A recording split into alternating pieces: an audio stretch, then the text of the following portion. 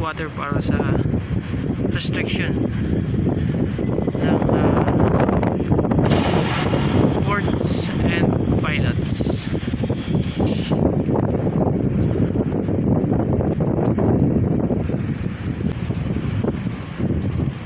Okay po, bababa ako sa baba para ma-inspection ang bodega kung may damage at masimulan na ring mawalisan or sweepingan. Pagkatapos sweepingan,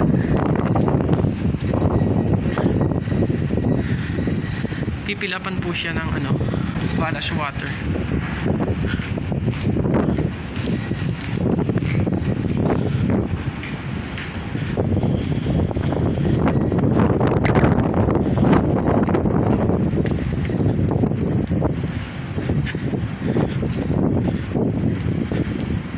So ito po ang access papunta sa Bodega 4. Ayan. So ayan mga ka-YouTubers, bababa ako. Tara, samahan niyo ako sa loob. Samahan niyo ako sa baba.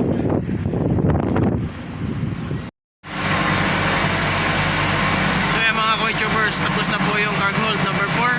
So ito po yung condition ng cargo hold. So ayan. So kailangan pala ipunin yung mga natirang pangarga sa gitna para maipon ng bulldozer.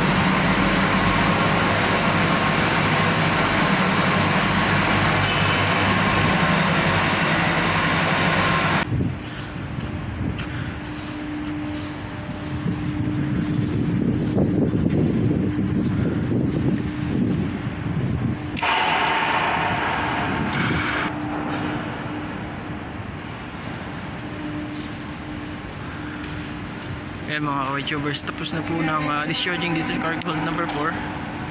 So binibira na po yung bulldozer. Ililipat po sa kabilang cargo holds.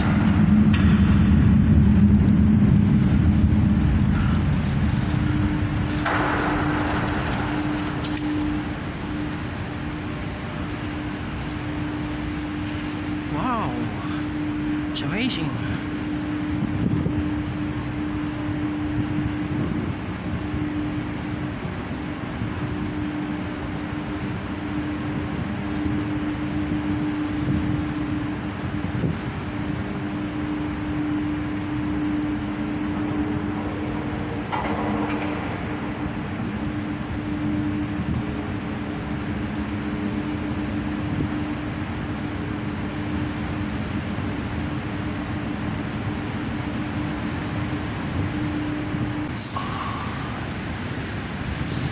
So ayan mga ka-YouTubers, wala na pong bulldozer machine dito sa cargo hold number 4.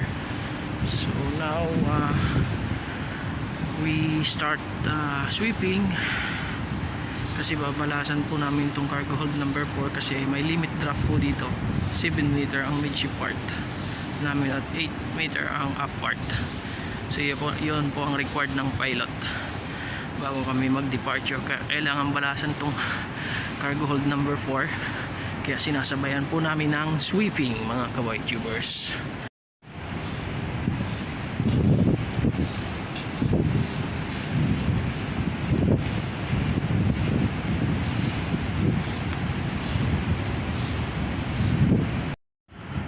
So ayan mga ka-YouTubers, kailangan pong buksan yung manhole kasi lalagyan po siya ng tubig, water ballast.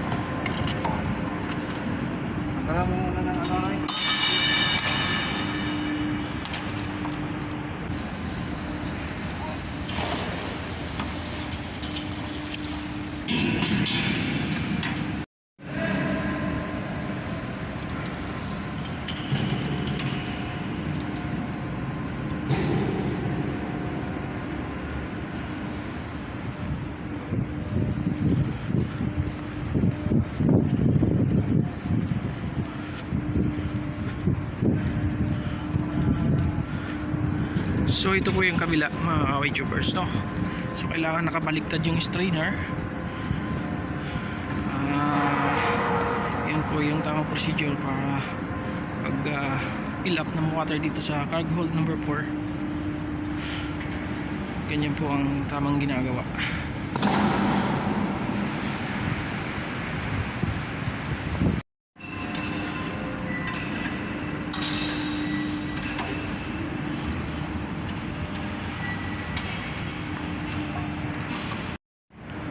So ayan mga ka-YouTubers, tapos na po naming walisan itong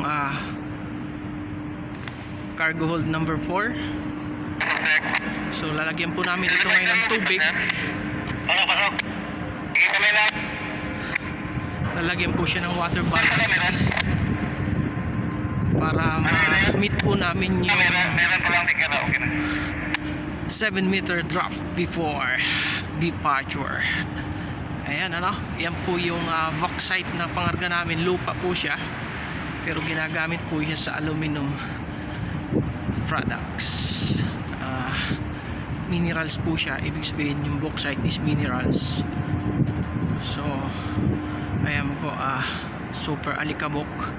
So malamang mahirap siyang linisin kasi kumapit siya sa bulkhead. Ayan, ayan. So bakbakan na naman po kami pag alis namin dito sa San Ciprian. Bakbakan na naman ng linisan mga ka-YouTubers. Kawawa na naman ng mga Sukhoi. So walang magagawa. At saka short voyage, punta po kami ng Canada. Port Cartier. Doon po kami maglo-loading sa Canada. So iron ore ang susunod naming pangarga. So ayan mga ka-YouTubers.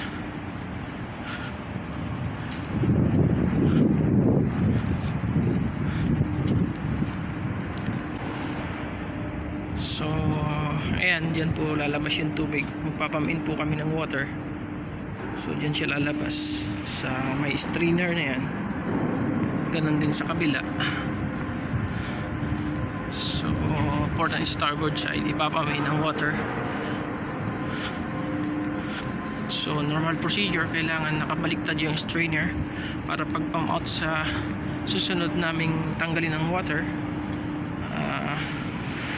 hindi po magbara yung suction dito sa cargo hold number 4. So ayan mga ka-YouTubers. So ayan mga ka-YouTubers, mag-i-start na po kami ng pump in. Maya maya lang po may lalabas ng tubig dito.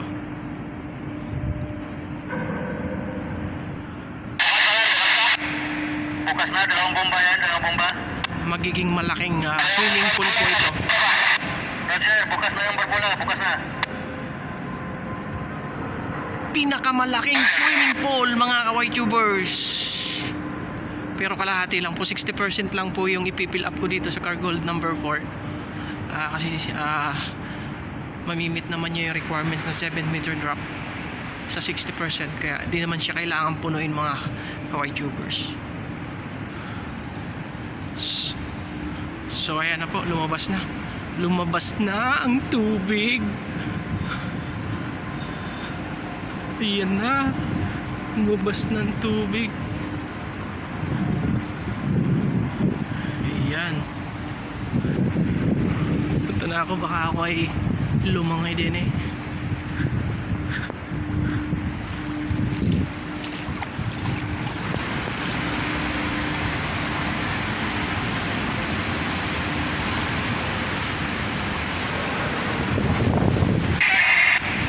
Ayan mga ka-YouTubers. Okay, may malakas na. Lakas po ng buga, no? Mga 6 hours siguro bago mag-stop tong pamain dito sa cargo hold number 4.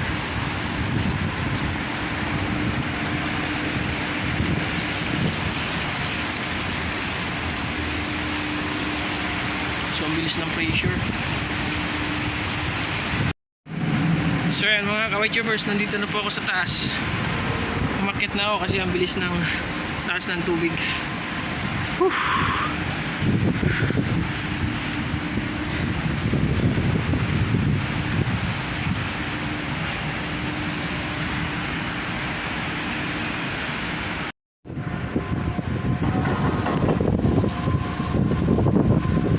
So ito po yung cargo hold number 4. Ayan, parang na po siyang swimming pool.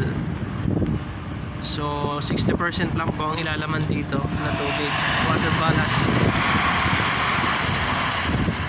So hanggang doon po yan sa markasyon namin na puti. Ayan, hanggang dyan po ang tubig. Kailangan makarating dyan yung tubig, yung level ng tubig yan sa puti na yan. Then para na po, stop na siya. So ayan mga ka-YouTubers, pwede na mag-swimming dito. Pure sea water po siya. Kala nyo po siya eh madumi. Madumi po talaga siya kasi madumi yung cargo holds.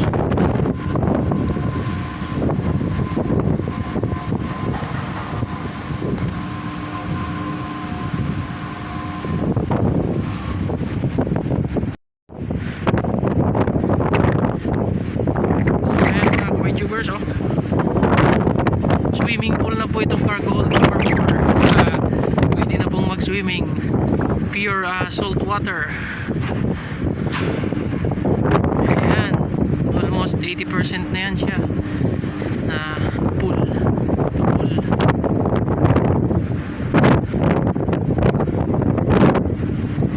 Na-reach ko na po yung target.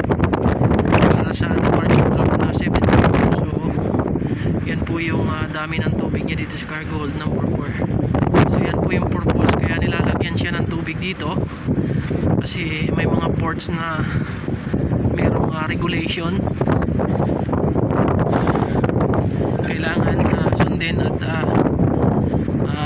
gawin, dahil kung hindi madidili ang barko, and then hindi kami aakyatan ng piloto, ng pilots. So yan ang required nila, kailangan 7 meter drop midship and 8 meter drop up. So yan mga ka-Witchers, pwede na po diyang mag-swimming, malinis, kasi malinis po tubig dito sa San Ciprian, Spain. Ayan mga ka-Witchers.